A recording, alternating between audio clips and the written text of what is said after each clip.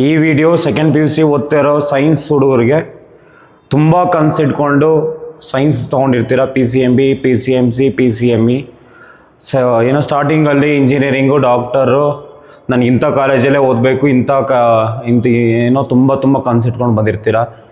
First P U ಸಿನಲ್ಲಿ hard work ಮಾಡಿರಲ್ಲ, second P U ಸಿಗೆ ಬಂದಿರ್ತೀರ, ಸೆಕೆಂಡ್ ಪಿ ಯು ಸಿನಲ್ಲಿ ಏನೋ ತಕ್ಕ ಮಟ್ಟಿಗೆ ಹಾರ್ಡ್ ವರ್ಕ್ ಮಾಡಿರ್ತೀರ.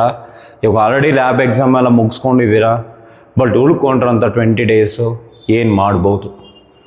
ಇವಾಗಲೂ ಮನ್ಸು ಬಿಟ್ರೆ ನಿಮ್ಮ ಮ್ಯಾಥ್ಸಲ್ಲಿ ಏನೋ 75 ಮೇಲೆ ತೆಗ್ಸೋ ಜವಾಬ್ದಾರಿ ನಂದು. ಬಟ್ ನೀವು ಮನ್ಸು ಪಡಬೇಕು, ಹಾರ್ಡ್ ವರ್ಕ್ ಮಾಡ್ತೀನಿ ಅಂತ ಕೂತ್ಕೋಬೇಕು. ಏನಿಲ್ಲ, ಜಸ್ಟ್ ನೀವು ನಾನು ಹೇಳಿದ ಏನು ಹೇಳ್ತೀನಿ ಆ ಥರ ಪ್ರಾಕ್ಟೀಸ್ ಮಾಡಿದ್ರೆ ಇವಾಗಲೂ ನೀವು 78 ಮೇಲೆ ತರಿಸೋ ಜವಾಬ್ದಾರಿ ನಂದು. ಬಟ್ ನೀವು ಕೇಳಬೇಕು, ಕನಸುಗಳಿಗೆ ತಕ್ಕನಾಗಿ ವರ್ಕ್ ಮಾಡಬೇಕು.